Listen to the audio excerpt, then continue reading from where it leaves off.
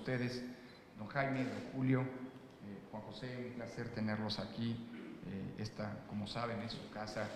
y el INE, como saben, también es aliado de esta causa que ustedes han puesto sobre la mesa. Estimado colega, el consejero Enrique Andrade, René, distinguidas y distinguidos todos y todas. Agradezco sinceramente a nuestros compañeros de Casa Puebla de Nueva York y de Fuerza Migrante su interés para firmar este convenio de colaboración que permitirá contribuir al ejercicio de los derechos políticos de las y los mexicanos que residen en los Estados Unidos. Adicionalmente, y esto es algo que deseo subrayar en estos momentos, agradezco el trabajo organizativo, de promoción y de defensoría de nuestros migrantes que han realizado y realizan sus organizaciones en ese país vecino desde que las fundaron. Estoy convencido que lo que ustedes hacen por nuestros compatriotas favorece a que quienes han dejado nuestro país para buscar un mejor futuro para ellos y sus familias no pierdan el vínculo con su lugar de origen, con su tierra que es nuestra nación y con sus familiares que son uno de los motivos por los que el INE trabaja día a día para que las contiendas sean más equitativas y para que las y los mexicanos puedan participar de manera informada en la vida pública y determinar el rumbo de las prioridades y de los proyectos políticos de los distintos gobiernos y representantes. Por ello, tan solo por ello, reciban un reconocimiento a nombre propio y de las y los consejeros electorales del INE en razón de su labor más allá de nuestras fronteras en beneficio de las y los mexicanos. De veras, muchas gracias. La participación política de los connacionales que viven en otros países ha sido un tema, como ya se ha mencionado aquí, de debate político y académico en México y en diversos foros multilaterales y regionales desde hace más de 20 años. En este lapso, los procedimientos de la democracia en nuestra nación se fueron perfeccionando, la equidad se fue consolidando en las disposiciones de la legislación electoral y la competitividad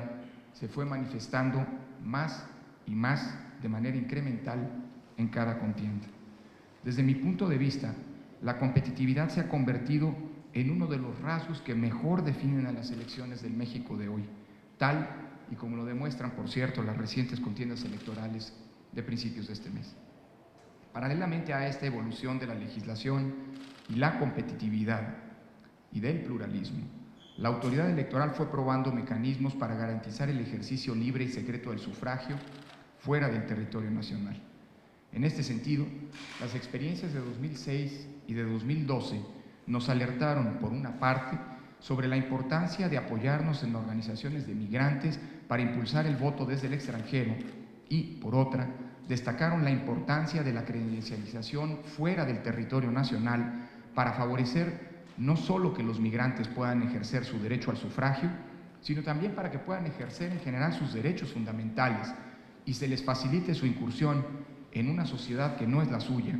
así como su incorporación en el ámbito profesional, económico, financiero e incluso de la seguridad social fuera de nuestras fronteras. Estas experiencias fueron determinantes para que en el proceso legislativo que dio lugar a la reforma de 2014 se aprobara la credencialización en el extranjero a través de las sedes consulares de México en el mundo y además abrió la posibilidad para que se evaluaran otras modalidades de votación distintas al voto postal. Al respecto, debo mencionar, como ya se ha hecho público, como ya se ha comunicado por parte de este instituto, que para las elecciones de 2018 seguiremos concentrando nuestros esfuerzos en el voto postal, aunque estamos convencidos de seguir estudiando otras modalidades de votación para tratar de instrumentarlas con posterioridad a las contiendas de este año. Ese es un mandato legal, es un mandato constitucional que tenemos en todo caso que combinar con la certeza y que nos ha llevado a la difícil decisión de que las elecciones de 2018 para diputados y para senadores, además de las que se realizarán en 7 entidades de la República Mexicana que tendrán elecciones el próximo año, encontremos un mecanismo híbrido como ha sido definido por el consejero Andrade, en el sentido de que el voto sí será postal, pero la incorporación en el listado de votantes definitivos del extranjero será electrónica y el Instituto Nacional Electoral desde ya se compromete a la promoción y al contacto con el mayor número posible de ciudadanas y ciudadanos mexicanos en el extranjero para que estos se incorporen a la lista definitiva de votantes. hace unos días, hace un par de días, en el Consejo General, hemos aprobado justamente un lineamiento que establece que todos aquellas y aquellos ciudadanas y ciudadanos mexicanos que se credencialicen a partir del arranque del próximo proceso electoral estarán también invitados en el mismo momento a incorporarse al listado de votantes de la elección del próximo año, con la finalidad de maximizar y potenciar el número de eventuales electoras y electores desde el extranjero. La credencialización en el extranjero es, como se sabe, ya una realidad. Es un proyecto que avanza a un ritmo diferenciado, dependiendo de cada país y de cada región, pero está operando ya eficazmente en las 147 sedes de la Red Consular de México en el mundo, y al 26 de junio de 2017, es decir, hace unos días, el lunes pasado, llevamos 388.593 ciudadanos credencializados fuera de nuestras fronteras, 9 veces más de los que estuvieron inscritos en la lista nominal de electores residentes en el extranjero en las elecciones de 2012. Y hoy aún estamos a un año, por cierto, un año y un día, de las elecciones más grandes de la historia del país. Estos hechos subrayaron la necesidad de avanzar en el diseño de una estrategia de cultura cívica. Me refiero a la compleja situación de desconfianza, descrédito y aversión que buena parte de las y los ciudadanos mexicanos están teniendo respecto de la política, de los partidos y en general de las instituciones, un hecho que nos preocupa sin duda. Ello provocó la necesidad de avanzar en el diseño de una estrategia de cultura cívica que explique el efecto civilizador de las elecciones, en tanto que canaliza por causas institucionales la confrontación de las diferencias políticas, de las legítimas y venturosas diferencias políticas en un país tan plural como el nuestro, y que permite que las mismas se diriman en paz y con libertad. Ese poder civilizatorio de las elecciones me parece que hoy no está suficientemente interiorizado en las reflexiones sobre la vida pública que se están llevando a cabo en nuestro país. Pongo solo 2 ejemplos para ilustrar esa desafección con la vida democrática. El 72% de las y los mexicanos considera que no se puede confiar prácticamente en nadie fuera del ámbito familiar,